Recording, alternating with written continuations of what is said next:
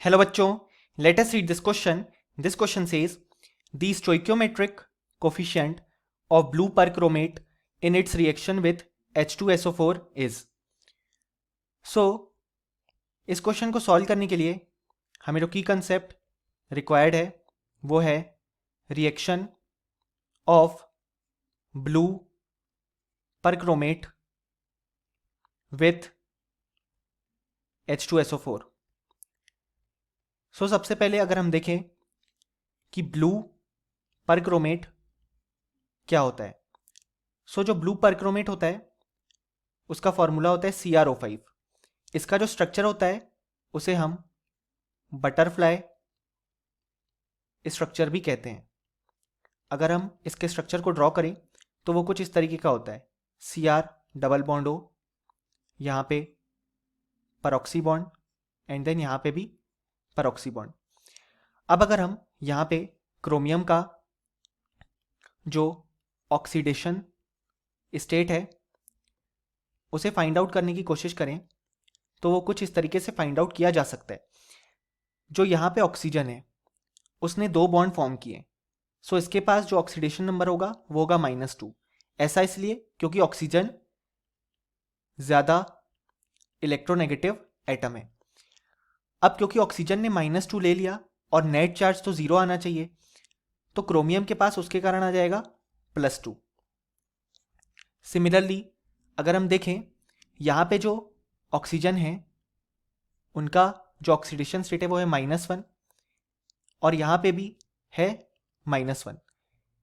ऐसा इसलिए क्योंकि इन चारों ऑक्सीजन ने यहाँ क्रोमियम के साथ एक बॉन्ड फॉर्म किया है और एक बॉन्ड खुद ऑक्सीजन के साथ ही फॉर्म किया है, तो उसके कारण जो ऑक्सीडेशन स्टेट उनके पास आएगा वो हो जाएगा 0.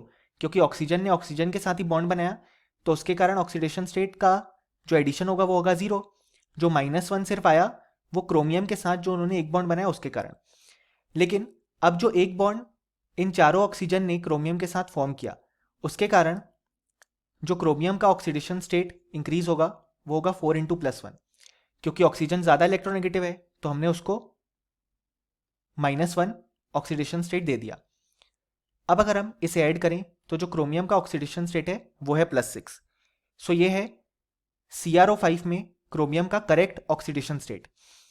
लेकिन अगर हमने इसके ऑक्सीडेशन स्टेट को नॉर्मल मेथड से फाइंड आउट किया होता जिसमें हमने क्रोमियम का ऑक्सीडेशन स्टेट x अज्यूम किया, सो हम लिखते x -2 × 5 क्योंकि ऑक्सीजन का हम नॉर्मली -2 अज्यूम करते हैं विच इज इक्वल टू 0.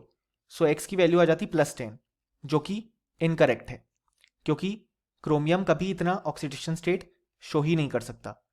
इसलिए हमने देखा कि CrO5 में जो क्रोमियम का ऑक्सीडेशन स्टेट है वो है +6. अब अगर हम इस रिएक्शन को देखें जिसमें CrO5 रिएक्ट करता है H2SO4 के साथ, सो उसके फॉर्मेशन में हमको देखने को मिलता है Cr2SO4 whole thrice plus 6H2O plus 7O2. अब अगर हम इस रिएक्शन को पूरा बैलेंस करें तो यहाँ पे आ जाएगा 2 एंड देन यहाँ पे आ जाएगा 4 और यहाँ पे आ जाएगा 6. सो अभी हमने देखा कि यहाँ पे जो क्रोमियम का ऑक्सीडेशन स्टेट है वो है +6 और यहाँ पे जो क्रोमियम का ऑक्सीडेशन स्टेट आएगा वो हो जाएगा +3, जो कि हम देख सकते हैं क्योंकि हम जानते हैं ये जो कंपाउंड है उसको हम लिख सकते हैं कि वो फॉर्म हुआ है Cr+3 और SO4 2- के साथ. सो इसलिए जो क्रोमियम का यहाँ पे ऑक्सीडेशन स्टेट है वो है +3 और यहाँ पे है +6. यानी कि हम बोल सकते हैं इस रिएक्शन में जो क्रोमियम है वो रिड्यूस होता है. सो हम बोल सकते हैं कि ये जो रिएक्शन हुई वो कुछ इस तरीके से प्रोसीड करती है. अब हमसे क्वेश्चन में पूछा गया है कि स्टोइकियोमेट्रिक कोफिशिएंट हमें बताना है जब ब्लू परक्रोमेट यानी कि CrO5 रिएक्ट करेगा H2SO4 के साथ. सो हम देख सकते हैं कि हमने ये कंप्लीटली बैलेंस्ड इक्वेशन लिखी जब CrO5 रिएक्ट करता है H2SO4 के साथ. सो हम देख सकते हैं इसमें जो कोफिशिएंट ऑफ CrO5 है वो है इक्वल टू 4, और यही हमसे क्वेश्चन में पूछा गया है। यानी कि हम बोल सकते हैं कि इस क्वेश्चन का जो करेक्ट आंसर है वो है equal to 4। Hope you understood it well. Best of luck.